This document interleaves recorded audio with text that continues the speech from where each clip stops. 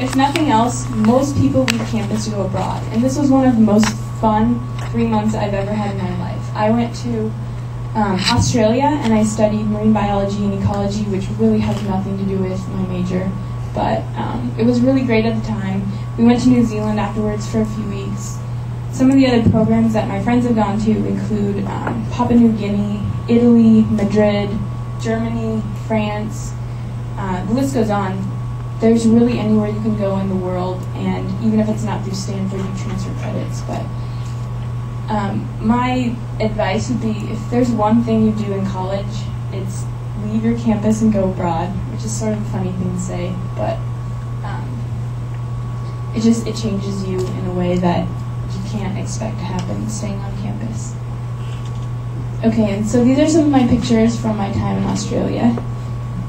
Pretty typical. We didn't have a house stay when we went. We actually stayed in the University of Queensland dorms for a few weeks, and then we traveled to Sydney to this island called Heron Island. It was about a mile around, so literally you could jog laps around the island in the morning. And there were sea turtles out on the beaches, and they rent you wetsuits. So if you have a partner, you can just go snorkeling whenever you want. Played a lot of beach volleyball. It was a lot of fun. We also worked. We did a lot of work, but that's not the most memorable part of that experience. Go ahead. Okay, stereotype. I believe this is number 7.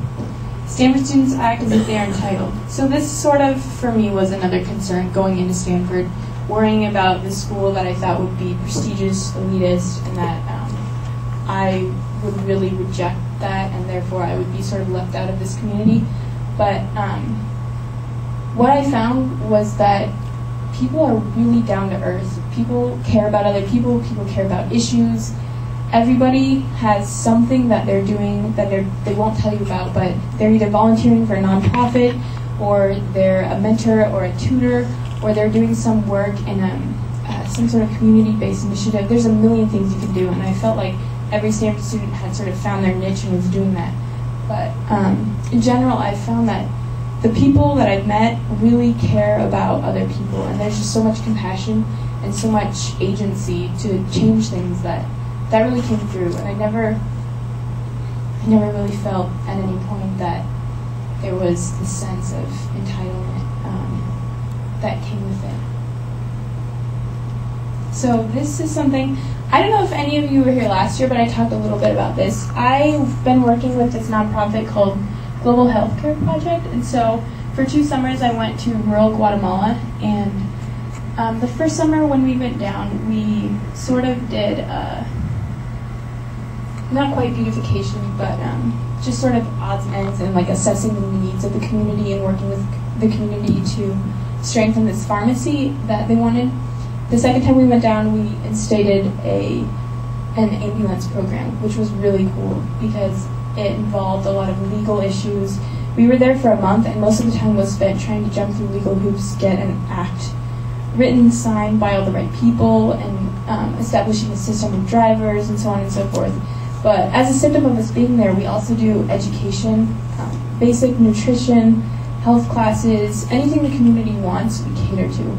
And while that part isn't necessarily sustainable because we're only there for a month, we understand that, and it's more of a symptom of us being there. Whereas the sustainable part was implementing the ambulance, and I think we might be going back this summer to sort of check on it, make sure everything is going smoothly. But that was definitely a cool project. So if you guys have any questions on that, we can come back to it at the end. Okay, stereotype number 8. Stanford is a serious institution defined by hard-drawn traditions. More or less, but go ahead.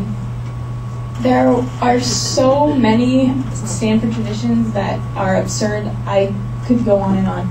There's something called Full Moon on the Quad, Wacky Walk. We play, there's so many games. So freshmen play this game called Assassins, where you pull a name of somebody in your dorm, and there are a set of rules of how you can kill them. It's fake, obviously. And so everybody basically runs around the dorm halls completely paranoid for the period of about 3 days. And once somebody is killed, it's passed along to them, and whoever was assigned to kill them has to kill this new person. It's really complex and ridiculous, And there are so many of these Stanford traditions that are sort of, I don't want to say pushed on the freshmen, but that the freshmen get to enjoy, that I would hardly consider this to be anything but absurd from time to time. Also, has anyone ever seen the Stanford Leland Junior Marching Band?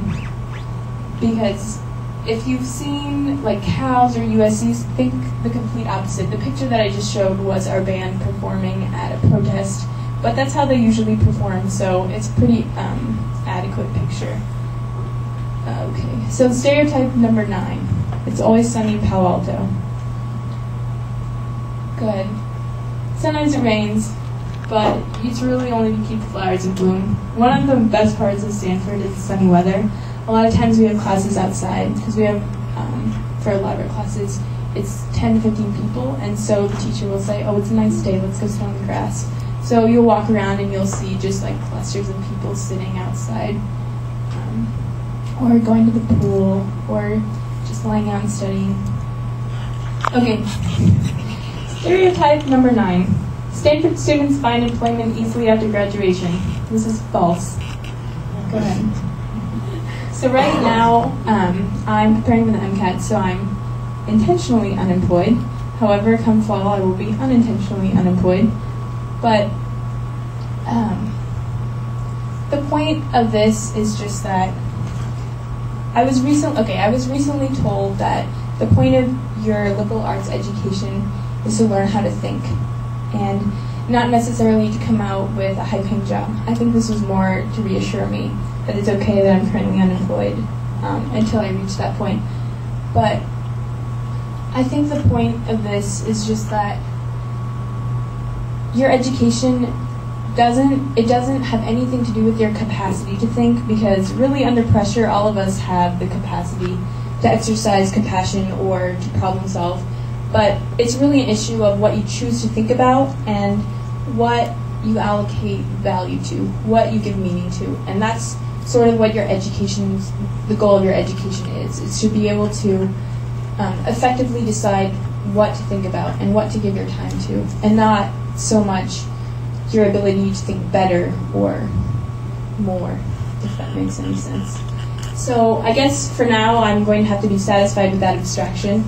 I'm not concerned about finding a job, if that was what came across. But I just wanted to say that Stanford is more, for me, about the experience and about the people, and the fact that I made it out alive and without loans or debts, than it is about what comes, the material things that may or may not come after, because with any college education, it will be the same. Does anyone have any questions?